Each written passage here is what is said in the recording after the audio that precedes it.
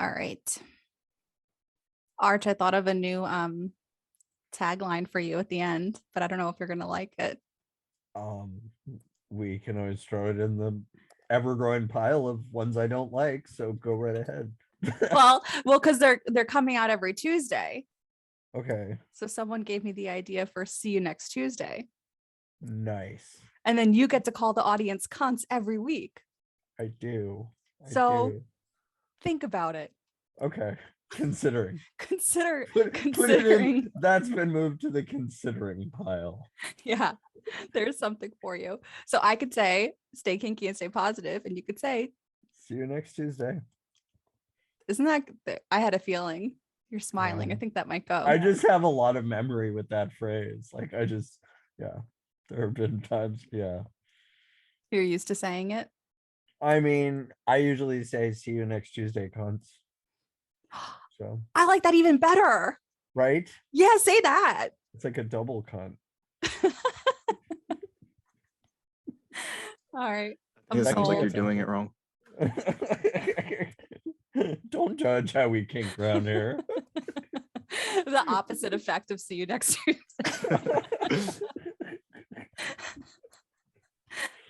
I like it.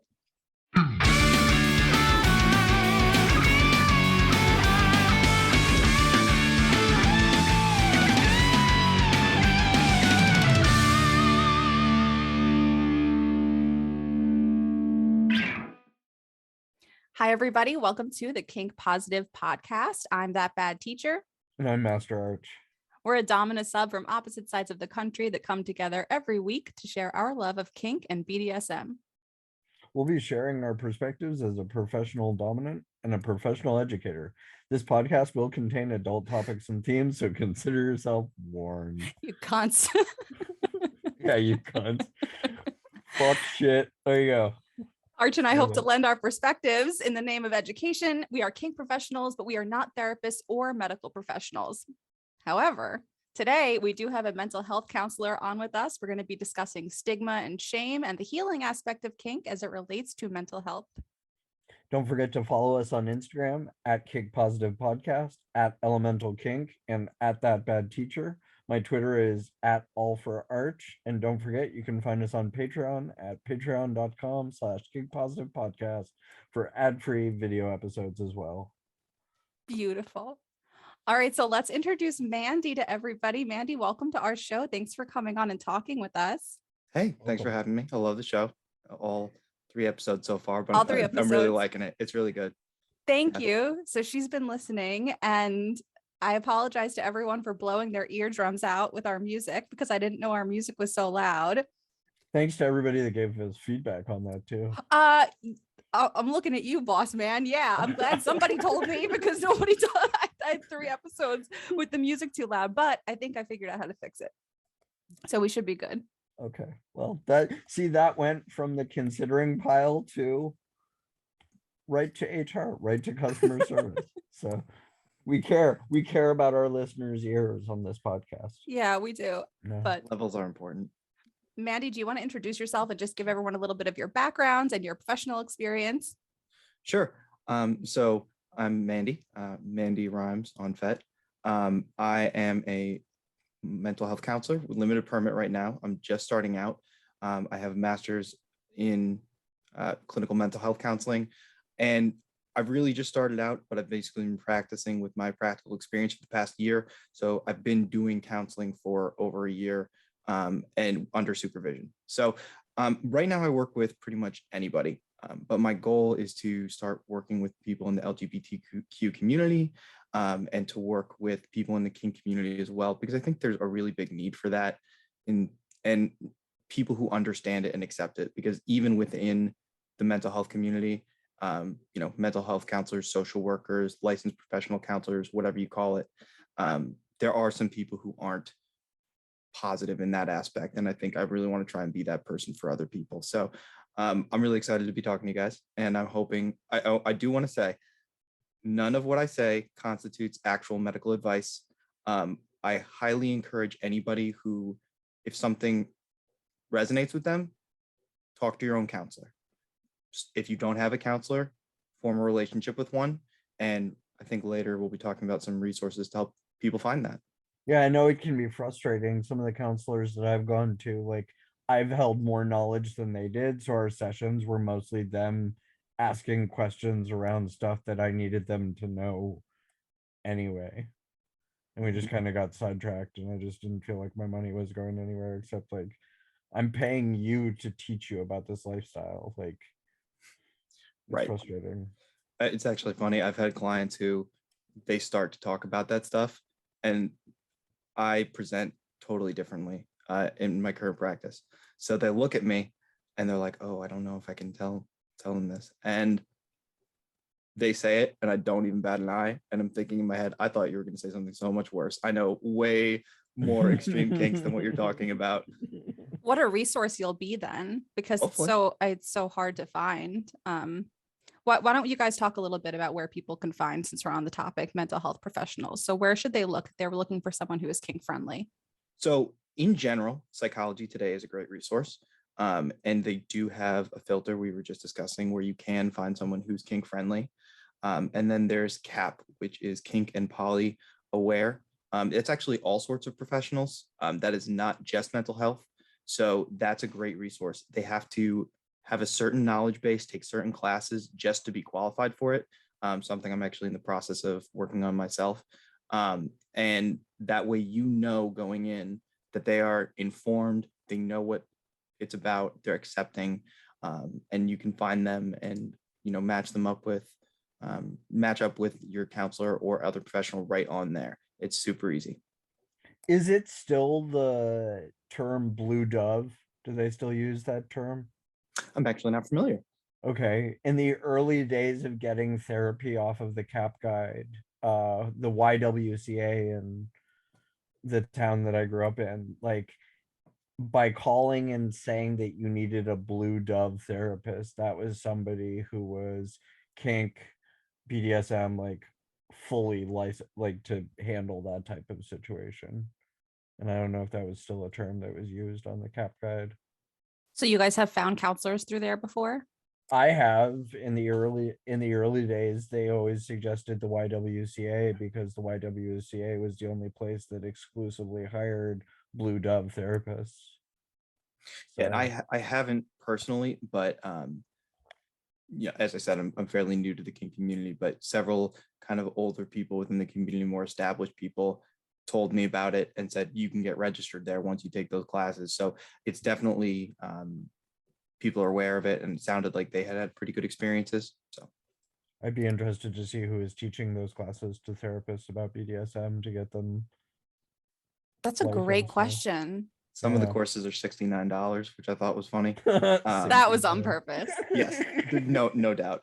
And some of them, there are courses you can go through universities, but some of it is just people within the community, because that's who's really going to understand it and be able to Mhm. help inform. Interesting. We'll put that in our description so people could access the link for that. And Mandy, you had said something in the beginning about someone coming to you and what they thought was an extreme kink. Like that Yeah. really speaks a lot to the stigma that people carry around kink, and just that they're in this place of tabooness and they're in this place of extremes, and it's very much it speaks a lot to community and how people receive kink Absolutely. individually. Yeah. If you ask a therapist what type of therapy they practice, you're going to get a million different answers depending on their style. A big element to my style is person-centered therapy. And there's two main tenets that if I was just going to describe it in two sentences, one is meet the client where they are, and the two is practice non-judgment. So actively not judging. And so I make sure my clients are aware that that's something I do. I don't judge. If you tell me something, as long as it's not like you are going to harm someone else or yourself, it's confidential and I'm not holding it against you. So even just them saying that, they knew I was not somebody who was going to hold it against them, but it was still something they weren't sure they wanted to talk about within the context of the session. Right. So yeah, it's interesting. partially think that was also because at the time I was an intern, and so they weren't sure if I'd be able to handle it. But Right. which is why I think this is such an important resource, because you want to know that the person who's there is prepared and ready to deal with what you have to deal with. To your point, you don't want to, pay people to have to learn. You want to Right. be able to just go in and have them help you. And if you don't have to have a 20-minute preamble about, what you're into, you have 20 minutes more in the session. Well, and it's always been interesting to me too, as an extreme player and somebody who met extreme personalities where they stood. And like it, I've heard a lot. I don't even tell my therapist this.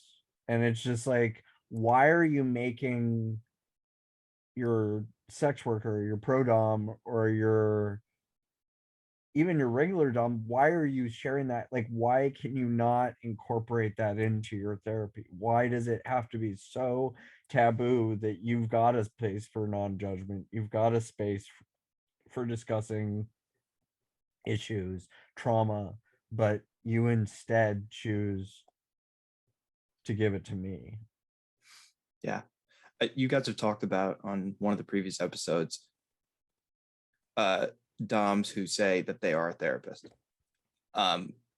There can absolutely be therapeutic elements to BDSM and kink. Absolutely. That should not be the only resource.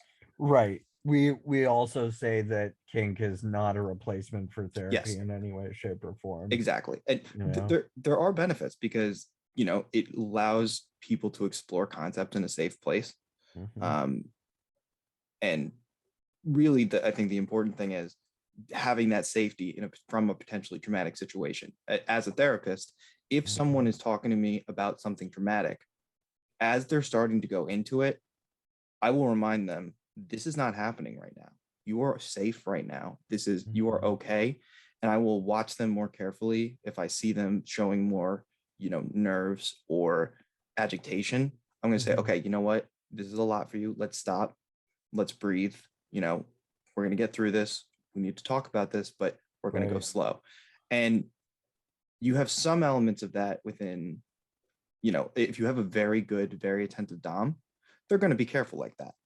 But if you don't, and you accidentally get into a situation and you don't, for whatever reason, feel comfortable using a safe word or something like that, then you're in over your head very quickly. So having somebody, there's specific trauma-aware counseling techniques.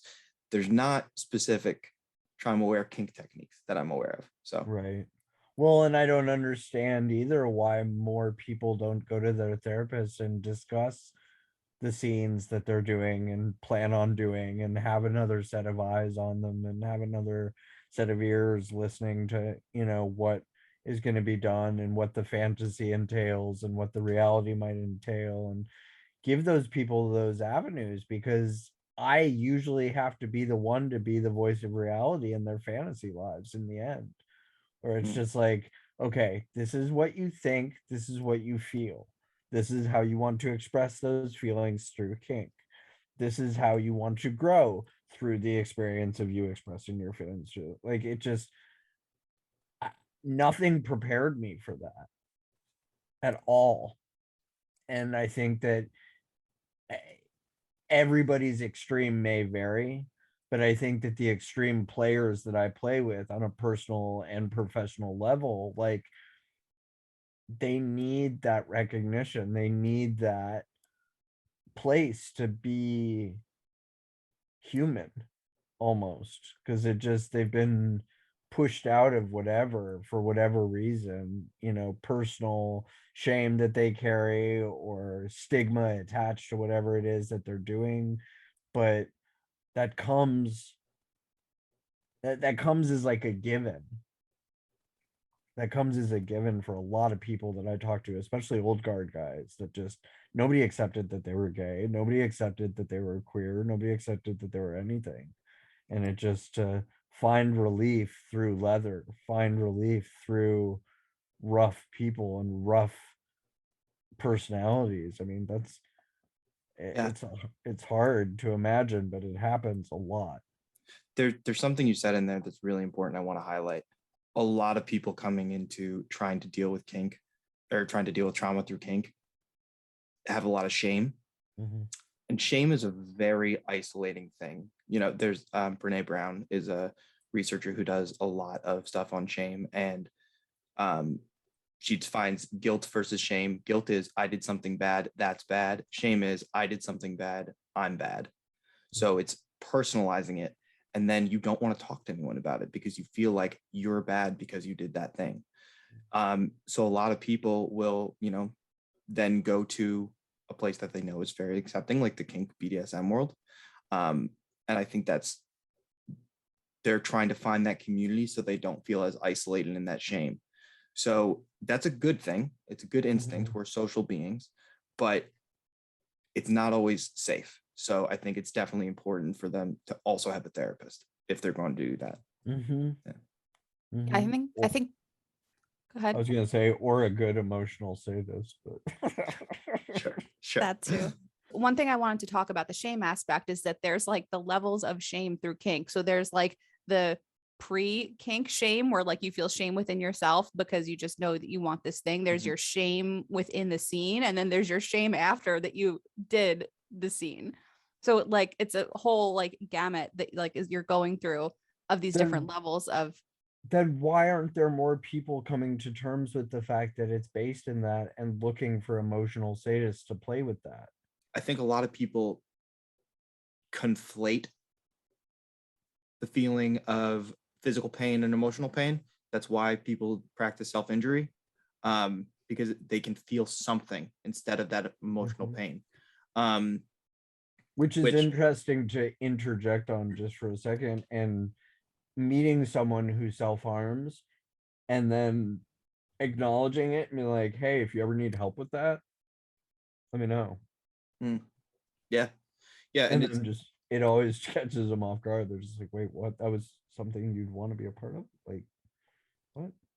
yeah, it shows that you give somewhat of a shit, and also if they aren't here, you can't fuck with them. So it's important for them, you know, you to keep them there. Mm-hmm. Shame, it's a really tough thing to deal with on your own. And I think it's important that people deal with it safely with other people. And that can totally mean your support network, including a therapist and a dominatrix or a play partner or a, community that encourages you to go and get the shit beat out of you on a regular basis. I think the more that we look at these parts of ourselves, the less and less shameful it is. And the more you reach out to people, you see how common and acceptable a lot of the things are that we tend to feel are extreme. I heard a study. So there are about, in the population that they surveyed, there was about 7% of people that would have said they were BDSM practitioners, but there were about 60 to 70% of people that said they were interested in kink. So it's more common than I think a lot of people would realize, kink in general. Just when you get into the are you a practitioner, like that just sounds scary, you know? Like it sounds like, oh, you must be that person who's, you know, been doing this for a long time and knows exactly what they're doing. No, if you can practice it without being an expert. Yeah. Or good at it. Yes. Apparently, yeah, that happens. Looking in the general direction of a couple of my exes and done. Sounds like you have some stuff going back, Arch. Yeah. Louis Yeah. Vuitton bags just full. At least they're good quality bags. I mean, they're baller. That's the point. Put it in a convenient package like that. So you kind of brought up the 3 different types of shame, kind of before, during, and after. And we discussed offline at another point, the reason people will bring their trauma into kink is because they can control it, and they control it before, during, and after. You control it with negotiation, you control it with safe words, and you control it with aftercare. So if the same thing can be done with shame. So if you know you're going to be dealing with something that's touchy, or even if you're like, I'm really struggling with the fact that I want to do this. Like, for example, ABDL, a lot of people have shame related to that. So the negotiations need to make sure that like there's an out. The safe words need to make sure that there's an out. And afterwards, they need to check in and be like, okay, was this empowering to you or did this hurt you more? In the aftercare, you need to follow up with stuff like that. So, and it can be empowering. It can allow someone to relive something in a safe environment where they have control where they didn't before. But if it's not done with those steps in place and it's not done with a conscientious dom who's going to make sure they follow up, then it could increase the shame. It could cause a shame spiral. And that's really, a point where a therapist would need to step in and be like, hey, no, like if you're in a shame spiral right now, you need to understand what you're doing is not wrong. And that's the difference between a non-informed therapist and an informed therapist. I can tell somebody to their face, no problem. The fact that you went to a sex party last weekend and got flogged in front of people is not a bad thing. A lot of people do that. Right. I'm not going to go tell them that I saw that last weekend, but I can tell them that it's okay. I hypnotize people with their shame spirals. Interesting. That is really interesting. Yeah. I think there's different levels to it. So I think that we kind of come to terms with shame over certain things, like something that was shameful one day, like now you're embracing it and it's not shameful anymore. But in kink, things are always evolving and changing and growing, for ourselves, or I guess everyone's different, really. Some people dig a little bit deeper than others, but you'll find new things to like feel bad about. And I think the shame spiral is a really interesting thing. Like I've never heard that before. And then you were talking about the 3 different types of shame. What are those? Well, so you kind of mentioned, someone being ashamed going into a session, someone being shamed during a session, and having shame then after the session. So it's kind of the 3, I guess, stages would be a better term for it. Okay. Interesting. So, yeah. Right. And I So think that, go ahead. So they might be ashamed that this isn't even a thing they like and they're going to do. Like when I saw a pro dom for the first time, I was so sketched out walking in there. I didn't want anyone to see me because I was ashamed. And then when I started having to verbalize the things I wanted to do in the negotiation process, even though I was in a dungeon and I felt shame around saying my kinks, right? And then afterwards, we had done play that, I had stuff on my face that I had to get rid of because literally I was going from there directly to my internship as a counselor. So I need to make sure none of that was visible, because I felt ashamed that I had done that. And also it's just not professional. So that was a little bit on me. Yeah, that's some time management. Yeah, look, I'm ADHD. I am awful at time management. But yeah, don't schedule a heavy scene right before you need to go do something. Right, exactly. So I could have easily had shame after that too. And it took a lot, it was after the first session, it got easier, but that that day was good and helped me through it that way. So yeah, does that make sense? Yes, that makes sense. And I think we're talking about 2 different types of shame here. Like I'm talking about the regular old shame that like we all tend to get here and there about different things. Whereas like Art is talking about more playing with shame. That's like a whole other thing, like playing intentionally with feelings of shame with emotional masochism in that way. So like, That's a good. Yeah. I mean, that must be a really great way to confront like your regular old shame in general with working within shame within those parameters. It just leads me to, it allows me to meet people where they're at, and it just like, if you want someone to flog you, there are plenty of dudes in this scene that'll flog you, like that's all something you can find and within the realm of something you can find, but really finding the emotional status like that, it's hard. It involves really paying attention to people, and people really don't have that much attention to devote to other people as much as they say they're emotionally available for this, so it really, and again, I mean, it brings to light things that you're gonna have to deal with. Like once we go past this point, you're gonna have to, I have to know that you're strong enough to deal with the fact that you've been shown this, and I don't get feedback past immediate feedback with a lot of people, but I wonder how a lot of people are doing past our seeing, I Mhm. mean, partners I've had that I've done this for personal reasons and was attracted to and was in personal relationship with. I really wonder, like, what did that do for you? Like, do you see the benefit of that I had in mind when we did that? I don't know. Yeah, debrief is important, Mhm. But and debrief like a year later or 3 years later or 2 years, like that type of thing. Like, yeah, that would be, so for example, let's say someone went and saw you mhm, and something got brought up. You could address it there, and that's the perfect thing to bring to a kink aware therapist after that. If that's something they're like, wow, that really brought something up I wasn't expecting, or like we were dealing with this shame, like that is the right. perfect thing to bring to that. And so in ways, kink and mental health can go hand in hand. There's actually not a disproportionate difference between people in the kink community having mental health issues, which is a common misconception, but it exists. Mhm. We were talking about some study that we found that was kind of conflating the two things together, that like X amount of people who are into kink also have, mental health issues. And I mentioned that to you and you were like, well, that's correlation, not causation. Right, exactly.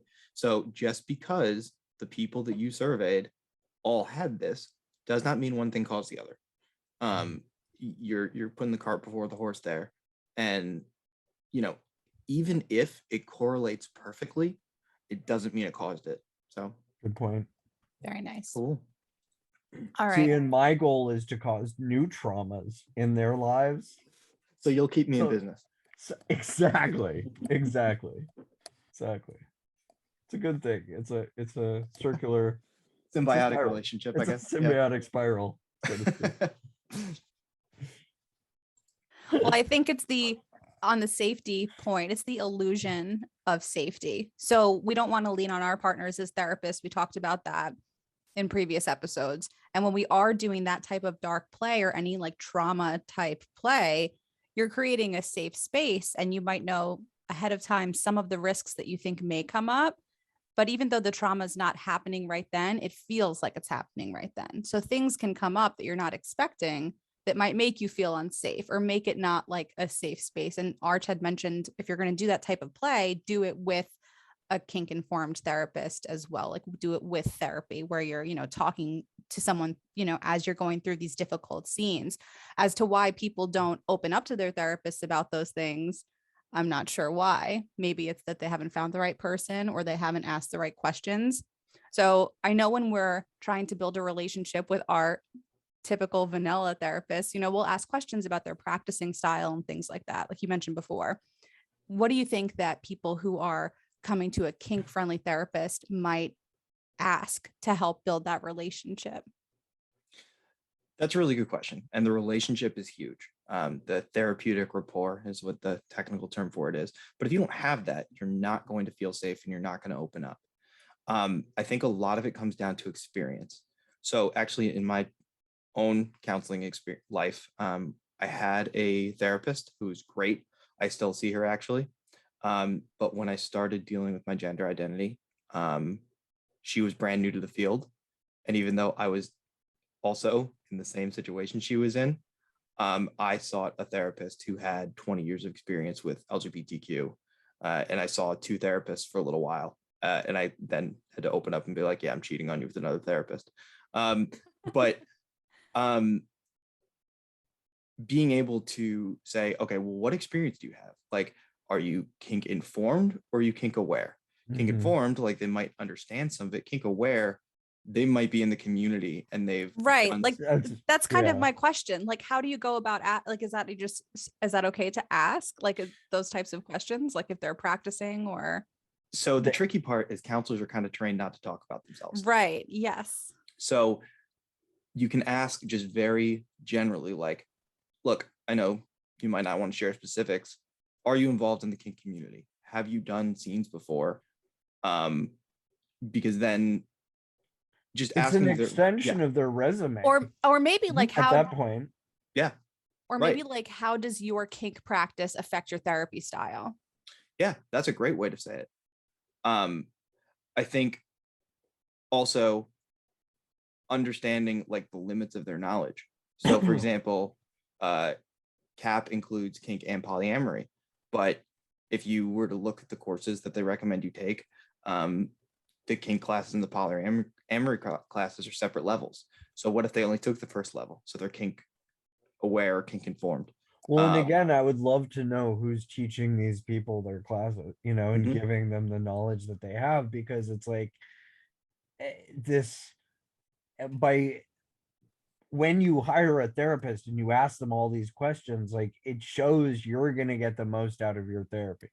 It Mhm. shows them that you really are taking your mental health seriously. And I think any therapist worth their grain is going to be like, hey, that's a little beyond what I know, and be honest with you and tell you right away, instead of just saying, yeah, I'm good with that. Yeah, I know that. Yeah, you know, like I've had therapists that again, like it seemed more like the experience they had was based on just being progressive or woke enough to say this isn't abuse.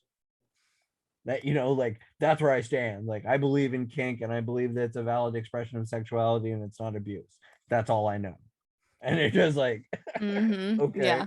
that doesn't really, you know, Make like me feel comfortable launching into all my weird shit. right. Right. And you also, you don't want a therapist that's going to be like, oh my God, same. Like, you want a therapist who's going to be like, yes, I do understand that. Yes, I have experience with this. But even within that, a good therapist is going to ask qualifying questions. If you get a straight answer from a therapist, it must have been a very obvious question, because a lot of times we'll kind of beat around the bush with something. But one of the things I do, even if I've had, in my opinion, the exact same experience or almost the exact same experience, I'll say, you know what? I know what that was like for me. Tell me more what that was like for you. Which is the very person-centered answer to give. Yes, exactly. And I want to make sure, I mean, like right now, like little mental exercise. Think of a tree.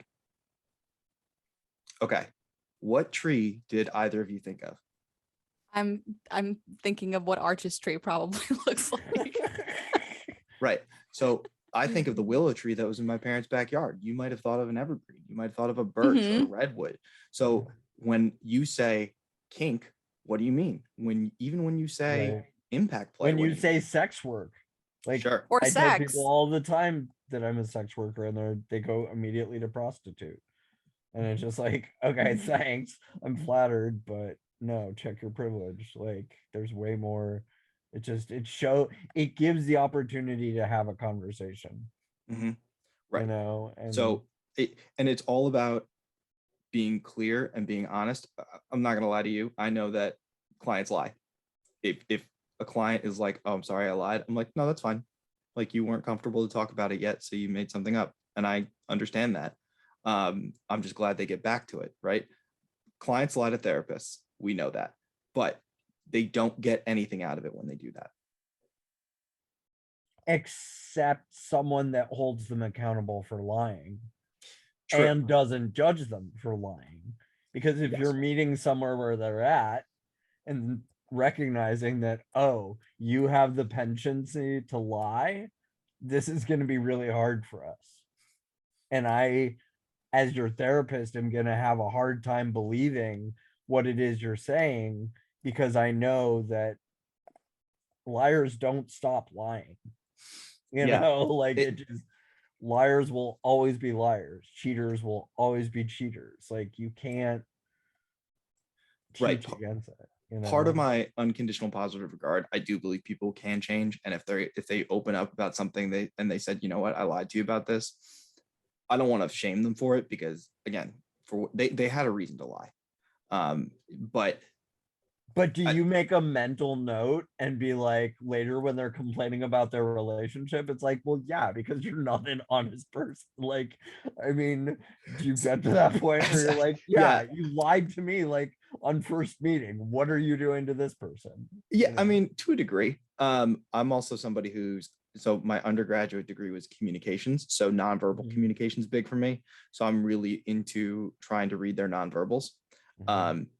So if somebody tells me they lied, I will look for The tell. that. I also play poker, so not Okay. very well, but it's fun. So yeah, no, trying to find. Do you play poker because you enjoy it, or do you play it because you're honing your skills on how to read people? Oh no, I enjoy it, but I'm awful. Okay. So yeah, I'm a Okay. contributing gambler, as they say. Okay. Yeah. We don't judge the degenerates on this show. Any form that sin takes for you, we're cool with. We're super cool with. Hail Satan. And there's a difference between like a pathological liar who lies like regularly into everyone and someone lying to, because they're uncomfortable sharing something, which is a good way for you to put it. Cause I think that's probably why people have those like omission tendencies. Right. Mhm. And I'm just someone getting out of a relationship with a pathological liar. So Right. So yeah. And I mean, I think like don't date another pathological liar with the hopes that they'll change. Obviously. But I do hear what she's saying as well, that like, yeah, I mean, I think that I agree with both of you. Like some patterns are pretty ingrained in us, but I think when people want to change enough, they can. Like people quit addictions, people can do hard things, but it takes takes a lot. it takes their life dissolving all around them and everyone around them to leave them for them to see that. It Mhm. really takes whatever your rock bottom is, that's what it is. And you may see rock bottom several times in your life and may not know it because it doesn't look the same way it did with alcohol. It doesn't look the same way it did with whatever. But if you're an addict will always have that within them, and Yes, it yes. just it's a Addiction's very a special example, but it is yeah, a special example, right. but That's it a just tough one. We're again, not. I talk to a lot of people that have history of this, and it's like, is Findom really the best thing for you if you have a history of addiction? Or is Findom the best thing for you because it takes you to a rock bottom immediately and puts your problems right in front of you and say, look, this is why nobody wants to be with you. This is why nobody can, like understand this, because it just, you're putting it all out there and you're giving it to someone. And that's why you mentioned that the therapeutic, what was it called? Therapeutic rapport. The therapeutic rapport. Like, I'm getting that with my clients because I'm doing things with them actively that challenge what they could be doing in therapy, that actively challenge their addictions, that test their willpower, that test their traumas. It's really amazing that, I get those front row tickets to that. It's a very sacred place for me to see someone's shit show, firsthand or whatever it is. That's a really interesting perspective, because when we talk about the benefits of, trauma-based play and the mental health benefits of kink, I think we normally think of whatever partner's trauma is being confronted in that moment. But you're saying that for you, even though you're helping someone else through their stuff, that's a help benefit to you. Well, it helps me understand better what their motivations are in this. Sure. And it just, like, to me, I've always said this, that intent is just as important as consent. So I might have your consent to do something, but I'm going to also tell you that it's my intent to fuck you up beyond. Like, I need to be clear and tell people exactly what it is that I'm doing to them, and it may take away a little bit of the spontaneity of it, but at least it puts us on a level of like, you were told. you were told, and you were made aware of what was going to happen before any of this went down. I think that's a good quality that you have. It's a warning label. I come with a warning label. Well, that's a good thing. So we're having an episode on dark play coming up soon here. And Aaron, Kinky Baron on Instagram, posted something about a dark play class that he was making, and he asked for, just like we do with, you know, our audience, like some feedback and stuff about what makes you feel safe with a partner for dark play. And one of the first things I thought of was when the person is consistent, like in who they are, and like they tell you that stuff up front, which is like, you know, I think you're really good at that. No, like that's so in therapy, like we have informed consent. It's not just consent, like, yes, I want to do therapy with you. There's things I need to tell you to make sure you know before we start a session. So for example, things are confidential except for if I think you are an imminent harm to yourself or others. What is imminent harm translate to? So imminent harm. Just asking for a No, friend. I'm laughing because of course, yeah. What is imminent danger, imminent harm for educational purposes? Absolutely. So basically, look, they're having a suicidal ideation is not enough reason for me to have someone go to a hospital. You know, I'll be honest, I've had suicidal ideations in my life before. Having the thought is not a terrible thing.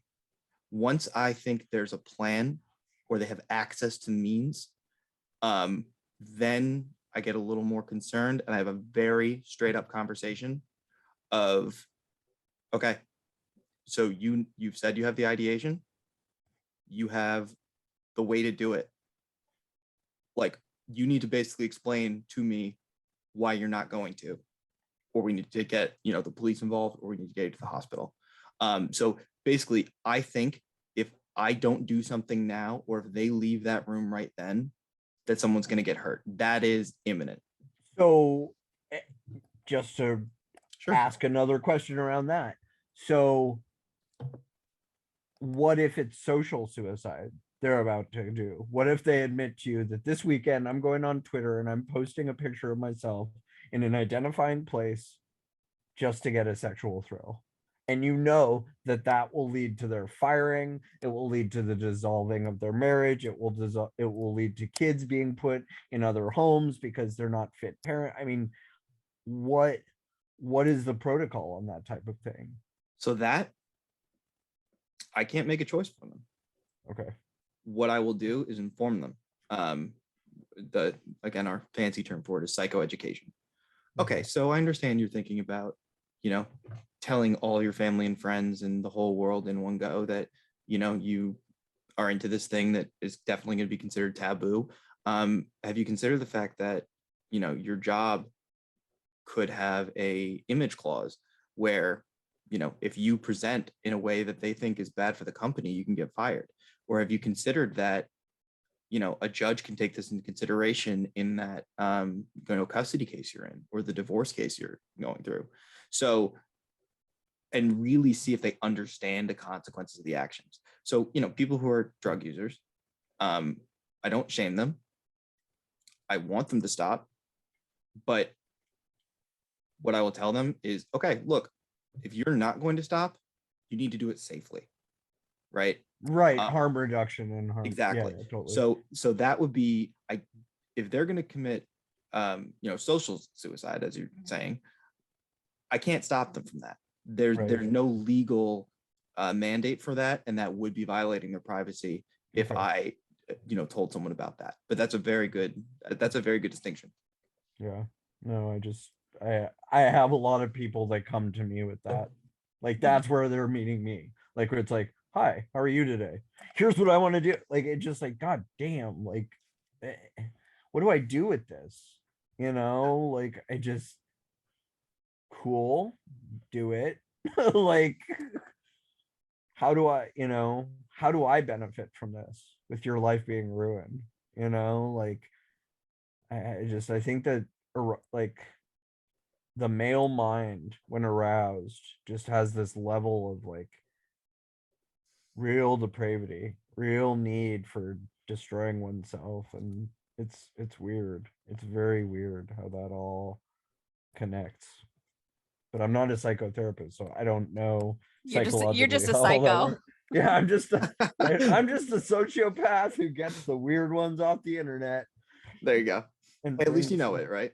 I mean, Yeah, but it just, I mean, all these years that I've done this, like it just, that's the thing. Like people think that it's been about like just getting lots of money from people, but it just, the stories and the experiences that people want, it just, it's so much more than the money. Like that's why I do it, because it's, I want to know that we're doing something that you can't do in a dungeon. I want to know that you walked by the dungeon every night and like kind of frowned at yourself because nobody understood you. And now you found the person to do this with, you know, and that giddiness, that happiness over connecting with someone that understands you and gets you, and acceptance, whatever it is. I mean, again, like social suicide is just, that's the norm of my life. Like I know guys that ruin their lives constantly just because it gets them off.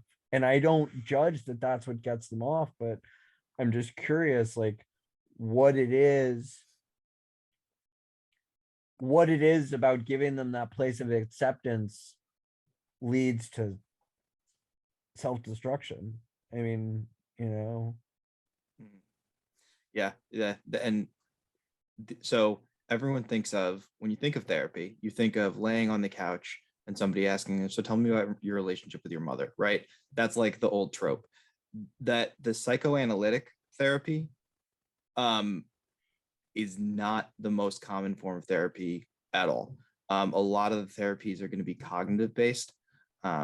So you've probably heard of CBT, but I'm not talking about cock and ball torture. I'm talking about cognitive behavioral therapy, where you work to change the behavior or the cognition. So either stop them from doing the destructive behavior or help them realize what they're doing is destructive and they stop doing the destructive behavior.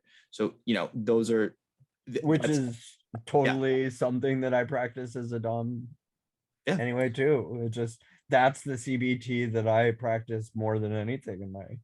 And you're definitely a lot on the behavioral end, Mhm. but that works. And if Yeah. it gets them to a good place, that's why there is some benefit to BDSM and kink. Mhm. But it's not a replacement for therapy. Right. And I tell Right. people all the time that I'm not your therapist. You might You're be very behaving. clear about that. Yeah, like we might be going to a psychological place and doing lots of head play, but this needs to be done.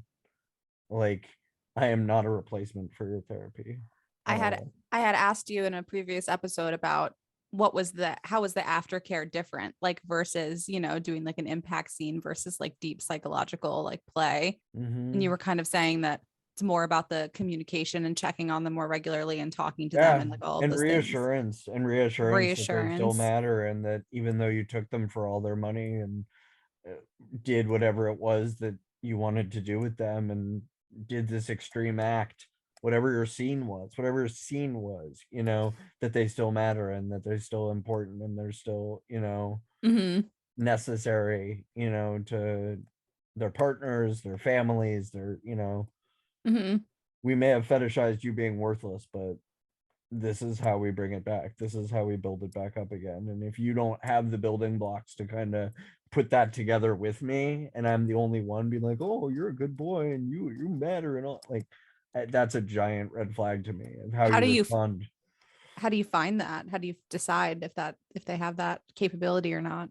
I Oh, observe the entire process, dude. I have to be so hyper aware of the entire process that, again, like I've kicked people out at the end and been like, look, I'm not kicking you out because you didn't give me enough money, but I'm kicking you out because the aftercare that I'm giving you isn't receiving you. You just want to stay in this fucking hole all your fucking life and just be in a pit of emotional masochism.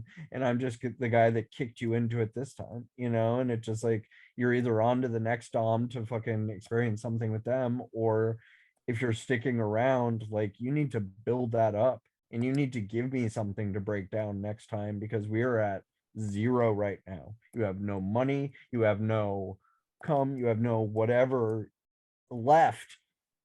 So what good are you to me? And you're good to me because we just went through that. Now take that and build on that. Build on your support network. Know that you have a partner that loves you. Know that but if you just want to wallow in that pit, fucking plenty of people are gonna take advantage of you down there. This is just one little blip it may have been the most you ever did or whatever, you went to places you never thought you'd go, but now the bar has been set that low and you have to go even lower. And that's a hard thing, because most people find me because they don't find doms that can go the depths that I go. That we do things that most doms will not do because of the dangers involved with it. And I took the risk. I play the game and I fucking, I do what I need to do. But I I I love knowing I'm setting the bar that low. I love knowing that I'm ruining them for other people, and that you're not going to get an experience like this ever again. And it's going to stick with you for the rest of your life. And it either sticks with you as, damn, like they really took the time to like take me through that, or what? Like, I don't know. What were you going to say? I was going to ask if you ask your potential clients about therapy. Do you have those conversations? I ask everybody about therapy. I mean, I think that if you're going to relate to anybody in this world, it doesn't matter if it's kink or not. Like, if you guys have therapy in common, you already have the tool. Be like, oh, tune into that. You have to do active listening. Tune into that. You can do, you can negotiate better. Just knowing that you both have done this process together, it forms a bond. I think the red flag is more that they won't go to therapy, or that they are in therapy, or they're somehow lying to their therapist. Like, but again, those are things that it's just like, I know those about you. And it just like, when we're deep in it and I'm telling you what a shitty human being you are, and you're just wallowing in that like a pig, I'm going to throw in there, and you aren't even in therapy for this shit. So Like, that's how and when you choose to bring it up. I mean, I meet people in a place of non-judgment. So again, I can't like, I'll note it and be like, okay, they're not in therapy. Like, what could they possibly have? Bipolar, schizophrenia. I mean, there's just, with methamphetamines and methamphetamine psychosis, like there's just so many things that are already going on that have them at this place of a bend anyway. Like, what's a therapist gonna do? I don't know. Like nothing, because this person ultimately wants to get off to this fucked up thing that they can't even tell their therapist. So yeah, they have to know that. So there's stages of change. If they don't even realize that it's a problem and that they need to change something, they're not ready for therapy. A therapist can work with them to try and help them understand that and get them there, but they're not ready to make the change. So it's going to take a lot longer. The clients who come in like, I have this issue, I need to change something, and they're ready to actually make the change, that's gold for a therapist. Yeah. And I think that when people meet me and I take them to this place, like, that might be their indicator that might be the time. Like, I take people to dark places, and then when we come out of those dark places, I have had people say, you know what, this was so therapeutic in the way that it was so fucked up and dark that I now need to go process this. And I've never thought I was capable of this. I never thought I was whatever of this, but I need to go therapize this, and heal this a little bit with somebody who has a little bit more knowledge about this than you do. And those are the people I really respect, that are just like, whew, yeah, totally. Good for you, man. Like, way to use this as the springboard for that. But the ones that just want to keep in that place and just keep in that hotness of it, it's not possible. Again, you're living a fantasy life. So yeah, I mean, like, yeah, kink has risk, so people can use that for self-care, and I think that's important, but there's still risk involved. For self-care, it's quite a radical concept. Okay, but like, for example, if you like, but no, it fits. If you like getting spanked, your therapist is not going to do that for you, so you need to go to the kink world, like, obviously. So if that helps you cope with something, great. Yeah, the mental health benefits of kink are huge. I think that's something that we all talk about that we weren't Well, really. and there's such a thing as too much therapy too. Like when you've been in therapy for a while, you hit a wall and you're just like, I can't take this anymore. And Like, there's such a thing as too much kink also. it feels the exact same And way. sometimes you need a break from It that feels too. the exact same way. You can't always be doing the thing. Right. Or sometimes you just need to change. So Mm-hmm. maybe you've gone as far as you can with that therapist, or you've gone to the extent you can with that dom, and you want to go further with something. It's okay to say, you're like, hey, you know what? This has been great. I really like what we did here. I feel I'm doing better with this, and that. And if they say like, oh no, I can totally help you with this, great. No, I totally know more about this. Let's take you to that next step. Great. But it's, you need to make sure that you're getting what you want out of it in therapy and in kink. Mm-hmm. I think adjusting frequency is valuable there, Well said. Yeah, definitely.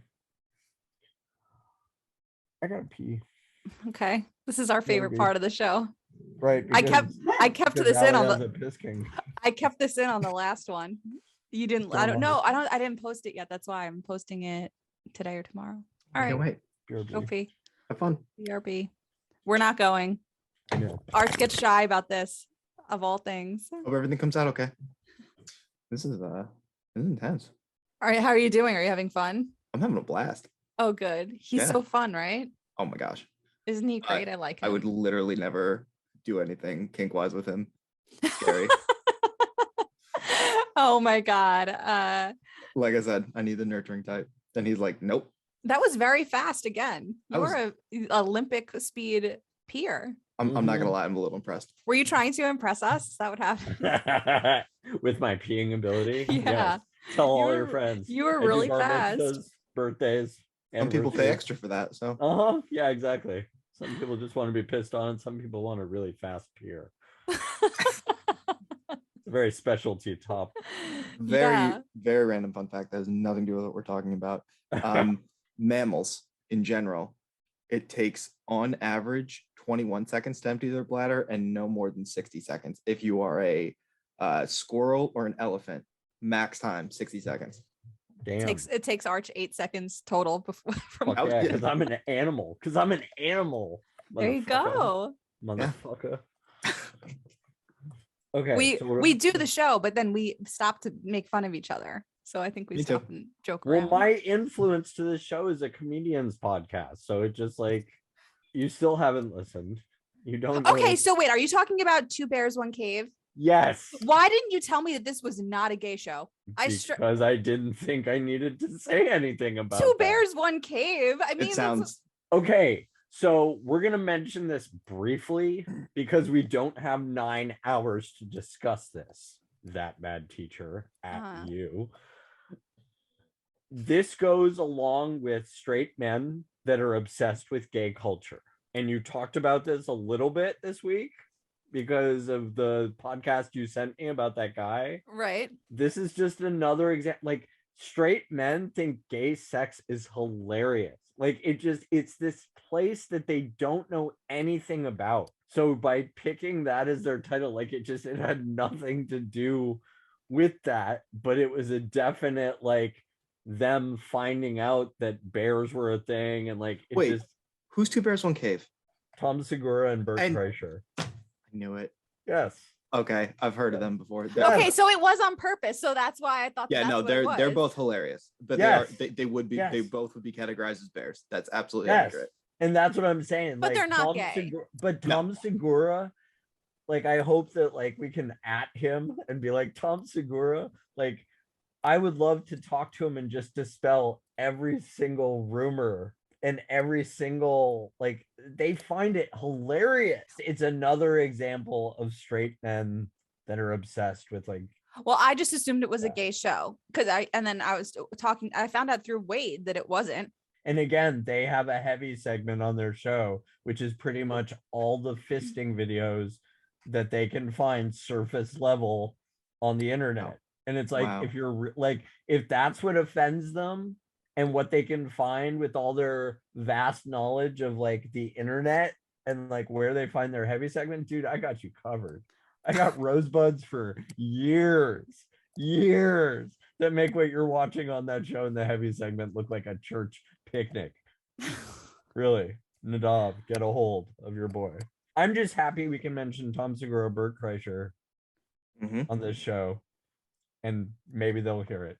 Maybe they'll hear it. Be like, wow, a Kink podcast was talking about us. Again, two straight guys that are obsessed with a world they know nothing about except through peeking over at, over the fence every now and then, and maybe they'll see a rosebud. Who knows? Stop with that. I'm talking about someone's garden. If you're peeking over the fence, you're gonna see a garden. And if it's your garden, yeah. No, my garden is weed.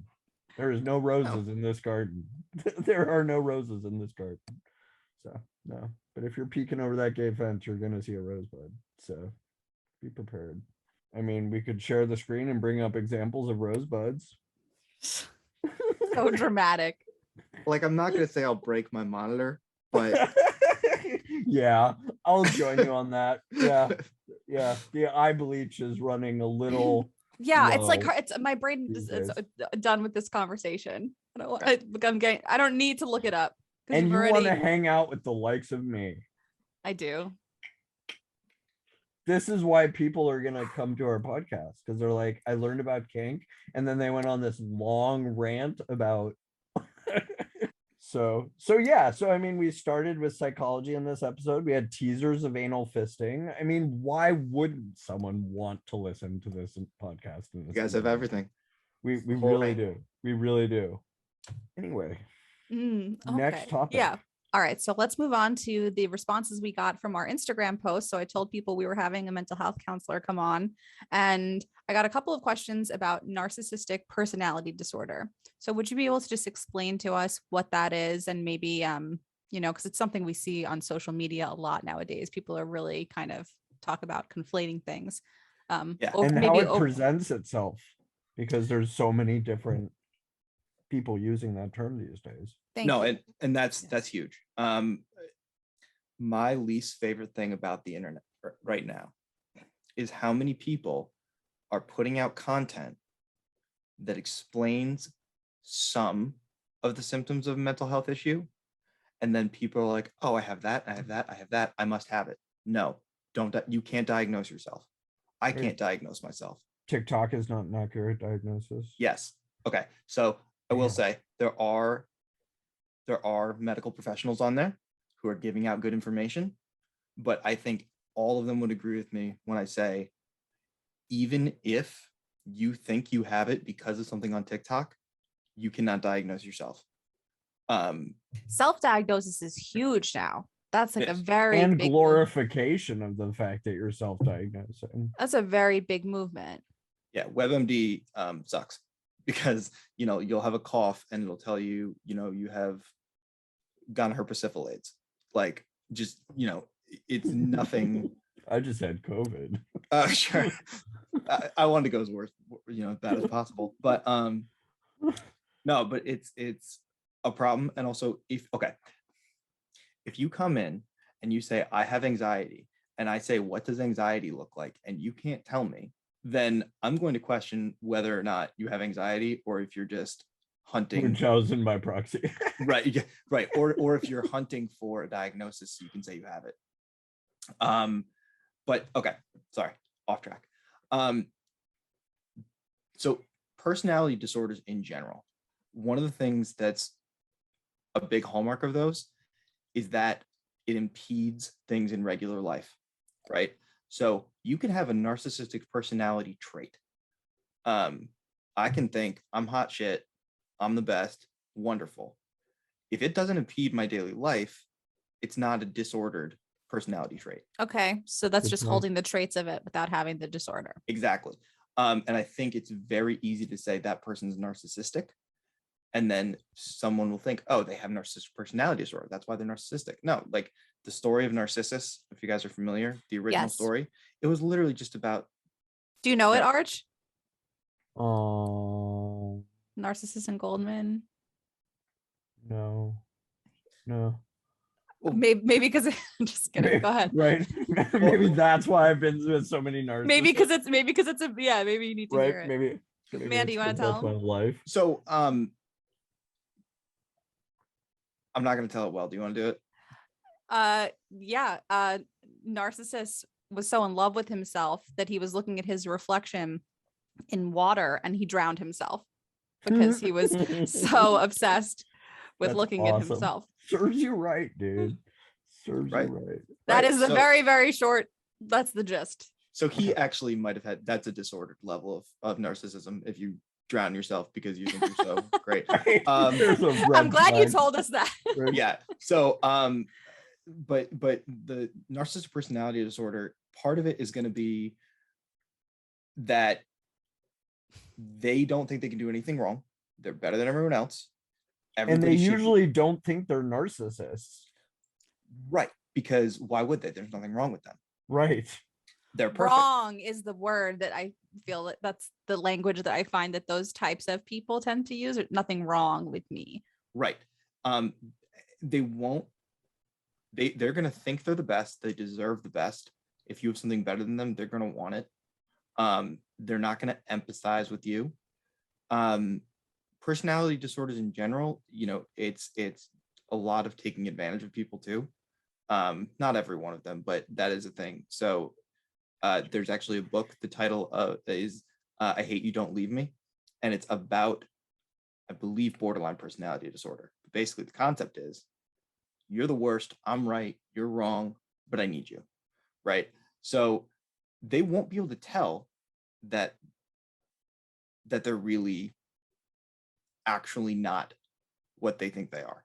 So, for example, I actually had a client who had narcissistic personality disorder, and he played guitar and he tried out for a band, and they rejected him. They said, nope, we don't want you in this band. And he's like, I know I'm good. Like all those, he literally listed off like Hendrix, Steve Vai, they fix it in post. They clip stuff together. No, they don't. They practice all the time. They're actually amazing. Like, well, obviously not alive anymore, but they were at the time amazing. He literally thought he was as good as those other people and as good as anyone he would hear on the radio, which at the time, while I was interning, I worked at a music college. So I knew for a fact that wasn't true, even without knowing how well or not he played guitar. But anyway, so someone with narcissistic personality disorder, they're going to have a hard time maintaining relationships, and the relationships they do maintain are going to be basically emotionally abusive because they can't do anything wrong. So they're going to gaslight their partner because they didn't do it wrong. You did it wrong. Even if they're from an objective stance totally wrong, they will never see it. So people being narcissistic, they will do things. So I think a big part of the question too was that there's a negative perception of people with narcissistic personality disorder. I think that's because there's a misunderstanding of they don't actually have narcissistic personality disorder. You're just calling them a narcissist and then saying they have a personality disorder. Well, and when you meet true narcissists too, you can kind of flash back and see the person that had such low self-esteem that they had to develop this as a coping skill. Right. And that's a very good point. Personality disorders are developed in response to something that happened in their life. Mhm. This particular client, his mother always told him he wasn't good enough and really did not care like to raise him that well. So when he became an adult, he was the perfect father. He was the perfect this. He owned his own business. If it didn't do well, it wasn't his fault. It was the client's. So It takes a certain amount of self-curation as well. yeah, because you could put two people in the same situation and one could come out with the disorder and the other could not. Right. It just depends on the people. Mhm.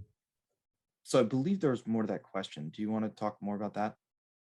So yes.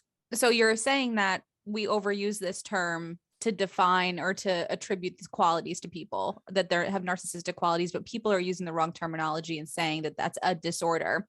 Yes, I will go further than that and say we overuse a lot of terms because they're not fully understood. For Sure. example, someone will say, I have PTSD. this happened to me yesterday. I have PTSD. Technically, you might have trauma, but PTSD has to have enduring impacts 6 months after the event happened. That is a minimum qualification. I'm not saying you don't have trauma, but you would have acute stress disorder, right? So you're self-diagnosing with PTSD. I'm going to think there's far-reaching trauma. You're talking about something that happened last month, totally different way of treating it, right? Mhm. So, or my biggest personal pet peeve, as somebody who has ADHD, I got diagnosed, I'm on medication for, when someone's like, oh, I have ADD. Like, no, you just get distracted. You can get back on task. My brain doesn't work that way. Mhm. So we misuse these terms rampantly, not just with narcissistic personality disorder, but I think that's an up and coming one, if you will. Right. Well, the And disruption it bleeds out into other parts of our life too. the disruption of daily life, and how many times are you getting distracted a day? Like, the data there, like, oh yeah, I forget things sometimes too. It's like, well, do you forget 20 things every single day? Do you walk into a room 20 times a day and not know why you're there? Like, what is the frequency that these things are happening? Mhm. I mean, I think like with social media and the internet, there's good and bad to all of the information that's out there. We were just talking about good and bad kink information. Are there any good mental health pages that you know of that you would recommend for people? You know what? Or not right now? I'm That's drawing a fine. blank on the name, but I will send you. There is a woman who does pretty good informational stuff on mental health issues. And I'll send you her YouTube page. And Cool. again, with any of that, don't just believe the person on the YouTube video or on this podcast or any other podcast, because they are not diagnosing you. They don't know you. And your therapist will. I like Therapy in a Nutshell. They're on YouTube. I like that channel, but again, I'm not a professional, so I don't know. I'd like, that's just my opinion as someone who, Okay. Well, I mean, is interested in those things. And there's, like personally, for if you are someone who's ADHD, How to ADHD has a lot of good information on Yes, I there. like that account as well. It's one of my favorites. That's a good one. So yeah, I mean, there's a whole ton of different, resources you can find. But what you want to do is make sure there's research backing what they say. And also, if it sounds too good to be true, find another source that says it, but don't search the piece of information you want, search the question you're trying to answer. So if I search, for example, are the Brooklyn Nets the best team of all time? I'm going to find biased information about the Brooklyn Nets being the best team of all time. If I search who is the best team of all time in the NBA, I'm going to get an objective answer with more potential options. So if you're saying, do I have, this, or is this research right? You're going to find people that are supporting that. Yes, absolutely. Good advice. Yeah. Very good. Also good advice for your papers if you're writing them. But very true. So the other part of this narcissistic personality question was the assumed narcissism of kinksters. So this came from Derek. Thanks, Derek. He saw a post claiming that people who send unsolicited nudes to people, so people who send like unsolicited dick pics, this post or this article, I think it was claiming that people that do that unsolicited are likely to be narcissistic. They were kind of conflating that and aligning that behavior with kinksters or dominants or subs or other people who like to maybe be like exhibitionist in nature, as in those two things are the same thing. Now, I know we all know that's not the same, because one is consensual and one is not. And we get that why those two things are not, equal there. But Derek was explaining to me that there was just like a vibe that sex addicts, kinksters, and promiscuous people are all narcissists, and therefore like inherently toxic people by default. Yeah, I would say that's the big example of the personality trait versus the personality disorder. Because if I send you a picture of my junk, and that's because I think you want to see it, I think it's pretty great, right? Like, unless you're into humiliation, you're not sending someone a picture of you that you don't think is attractive, right? You think they want this has value to them. And somebody with narcissistic personality disorder might also do that, but I don't think, again, I think that's kind of correlation versus causation. It's somebody might actually, you know what? No, that's an attribution error. That's what that is. It's saying they have narcissistic personality disorder, therefore they're sending this, or if you send this, you have it. That's not true. You could literally just be a person who wants to rile people up and like just thinks it's funny, and you can send a dick pic, right? Like that has nothing to do with personality or personality disorder. You just could be a jerk. Like, we don't need to diagnose that. So, Hey, well, I'm not saying you are if you kidding. do. I'm just kidding. No, I don't send you dick don't have to pics. say anything. Yeah. He just said it all. Yep. But, We yeah. need, if you guys are not on Patreon buying our ad-free videos, you should, because then you could see all of Arch's reactions to things. Because that's all. You can't put a price on that, Can't put a price on the nonverbal. right? Exactly. For sure. Yep. All right. Yeah. The last part of that was just that this person was saying that people with true NPD are being treated as toxic abusers kind of by default, just like how people with bipolar disorder were kind of othered as like like throw the whole person away, like because this person Sure. has this thing, they are toxic and incapable of healthy relationships. So I will say, my experience, the one client I had with narcissistic personality disorder, that fit the bill. However, you can have a disorder and work on it. There is no cure for a personality disorder. You treat the symptoms. So right. I would imagine as a counselor, it would be very hard to get someone with true NPD to admit that, like we were saying before, there was It's anything hard wrong. to get that or as a work. diagnosis, even. yes, people will frequently not diagnose a personality disorder because that is a stamp of there's not a medication to fix this. This is who you are. And again, a trait versus disorder, you got to be very careful with that line, especially when you're diagnosing someone, because that impacts the future. If I get somebody who comes in with a diagnosis, I will still check that I think they have that diagnosis. I will still dig for research, even if another clinician prescribed it, because sometimes they miss something. So the DSM, the Diagnostic Statistics Manual, is what all mental health clinicians diagnose out of. There's a new edition that just came out, actually. But when you're looking at that, there's a concept of differential diagnosis. Differential diagnosis is what's the difference between this and that. So an easy example, somebody with bipolar, they have the high upside and the depression. That could look very similar to someone who has ADHD and unipolar or regular depression, right? So there's a phrase that's used very frequently, if not better explained by, right? So somebody could be sending a dick pic because they have narcissistic personality disorder, but is there a better explanation? And I think typically there's going to be, especially with personality disorders, that takes a longer time to diagnose. So, Well said. thank you. I found it interesting. They were just kind of assuming that like people that send dick pics unconsensually, non-consensually are also kinksters somehow. Like where did that line happen? Who got from that A to Z? Like what? Yeah, because like people who send, sorry, but I just blows my mind. People that send unsolicited dick pics are likely to be narcissistic, just like kinksters. It's like everything we do is so solicited. It's specifically solicited. There's so much. If you are in the community and you're not a pariah, you've learned about consent at some point, right? The kink community has a lot about consent in it. So sending an unwarranted dick pic, it does not have consent involved. And there's people in every community that are not going to follow the rules. Duh. But right, yeah. If you have any semblance of being a reasonable human being and you know what consent is, and you send a dick pic, you know you're violating that consent, and that's not a great thing. Okay. Cool. So in wrapping up, thank you, Mandy, for coming on today. And thank you. Thank you for listening. If you have anything you'd like us to cover on upcoming episodes, please let us know. You can find us on Instagram.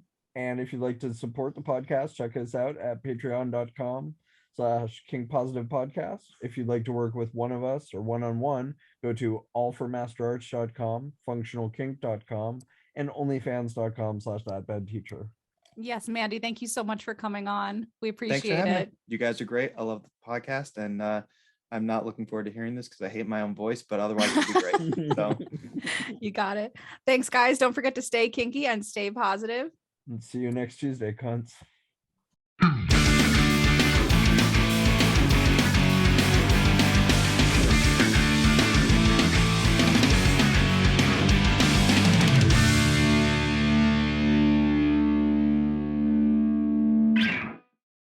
Beautiful.